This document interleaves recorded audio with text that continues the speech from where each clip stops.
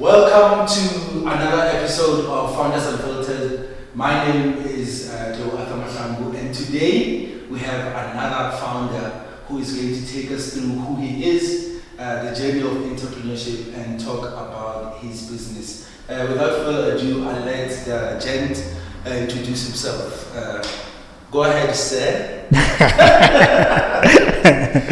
My name is Zuko Mandlakazi. I'm a founder at Senso. At Senso, really our focus is to do solutions that make it possible for deaf communities to be alert to life-saving sounds as well as everyday sounds.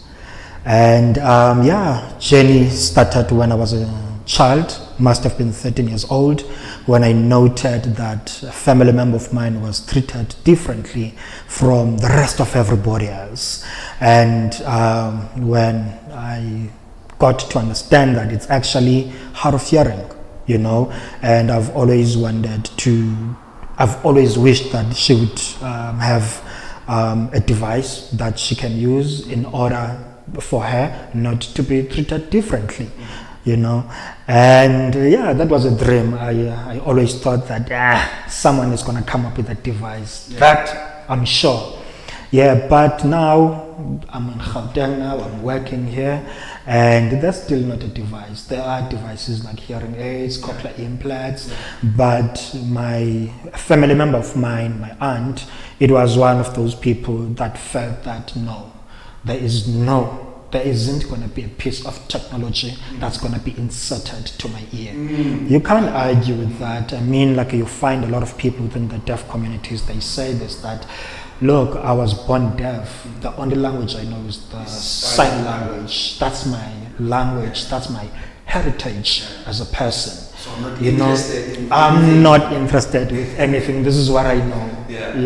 So when did it go from you thinking of the solution for that family member that, you mentioned that you wished that there would be a device. Yeah. When did it turn from you wishing there would be a device and you deciding that I'm going to make that device? I didn't even decide. I found myself in the soup because I visit Google, sound assistive devices. I see hearing aids and I'm like, nope. I look at this other one, nope. What do other people use? There was a guy at that time, I was staying in Midlands, Zone 4. There was a guy who was a member of the deaf community. His language was very restricted. There are people like that, like any other language. You find a native speaker of a particular language not being proficient in that language. So it was the case with him. He wasn't proficient with the sign language, but he could still write, that type of a thing. So we used to communicate writing. So what device are you using? Like, no device. But other people, what do they use? I don't know. No, there is this and that and that and that. Oh, really? That type of a thing. And then I spoke with the other person. The other person, I've tried hearing aid. I tried this one. I tried that other one. I tried this other one. I mean, what happens is you buy the first one. It's advertised brilliantly to you. You use it like, you get to the next one, and so on and so forth, And then as I'm spending time with people, I'm like, no, man, there must be something simpler. Especially after what I saw with someone then who had given up on hearing aids, because even today with a hearing aid, when you sleep, you have to take it out. And some of the most important sounds, they happen when we're sleeping at night.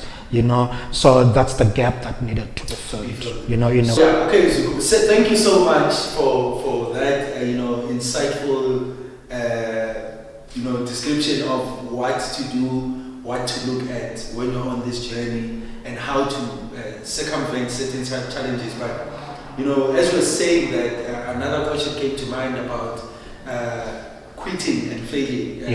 Personally, I failed before in business. It wasn't very nice. I don't know, how many times have you thought about just quitting and just letting it go, dusting up your CV and going into the job market?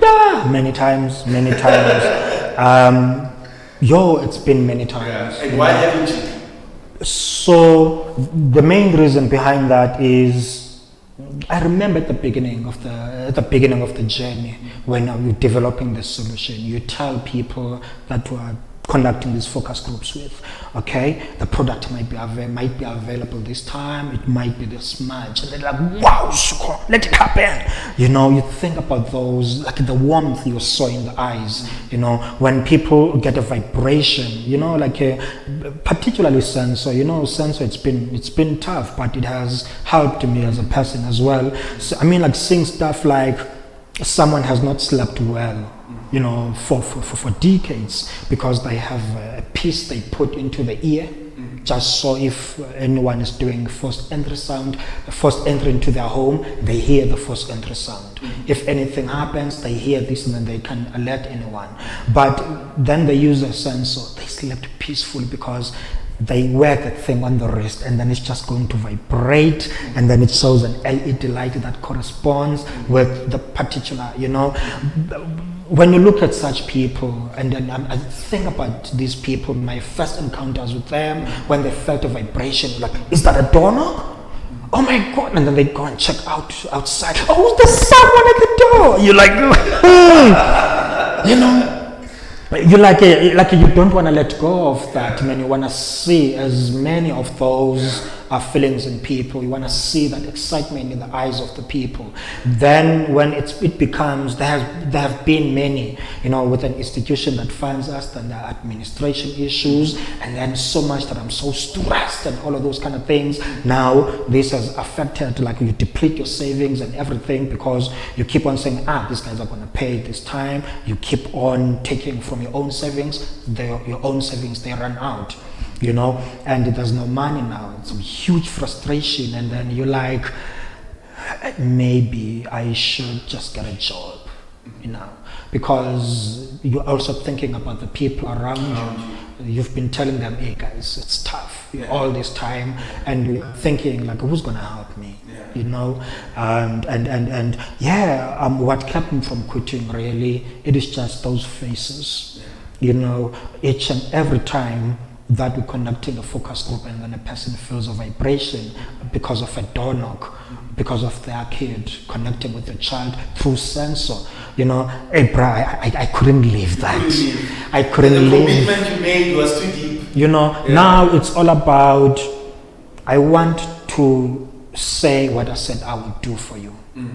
You know, and and then in a way, you know, even the universe has a funny way of working. The moment you're like, what? You know what? I need to realize what I said. I need to see those faces that the people, like what I saw, that spark I saw in people's eyes when they got a vibration because their child is crying.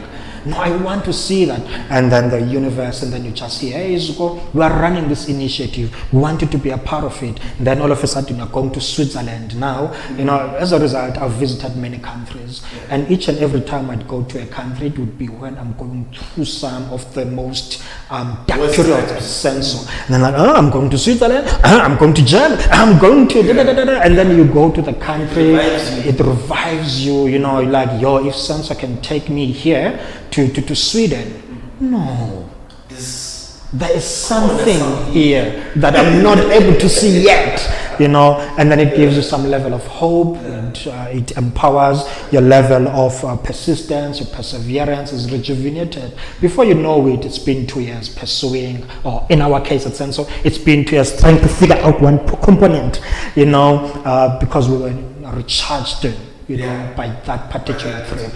Yeah. So when do you see Senso in South Africa, on the continent, and in the world in the next 5, 10, 15 years? In South Africa, we've always wanted to make sure to develop a solution that people can be proud of, you know, because what we did at Senso is we developed Senso in a way that people have never seen. You know, people within the deaf communities, they've never heard someone saying, hey, I founded this company, we are developing a product, I want your views on how to develop it. They just go to or whatever platform, get a device, like, let's see, maybe it will work this time. With Senso, because their views are into each and every engineering or line of code that was coded into the product. People, it's just going to work, and we've never compromised in the quality of the product in terms of the look, the feel, the engineering, and everything else. And we've localized the product. It's made in South Africa. Yes, we do the tooling, and we're doing the tooling with the guys in China, but the brain behind the product in terms of the engineering, it's done here in South Africa, and we will manufacture it here in South Africa. So we've always wanted to make sure that we contribute to our own economy, our own manufacturing here in South Africa. And then, the global ambitions have always been there as well, because we filed patents. And we file these patents in 33 countries, and we want to make sure that we have a footprint in about at least 5 of these countries within the next 5 years.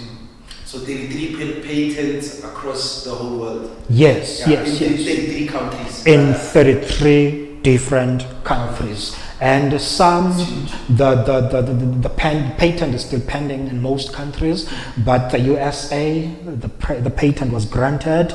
The USA and 14 other countries. I think the patent is granted into 15 different countries already. And then the others, they're still arguing as to, but to let you in or not? Yeah, because if the USA, because the USA, they don't grant patents willy-nilly, especially if you're from outside, So that's what we use as a heads up, me and my team, that should we get an approval from the USA, we go with everywhere. So it's just a matter of paperwork now.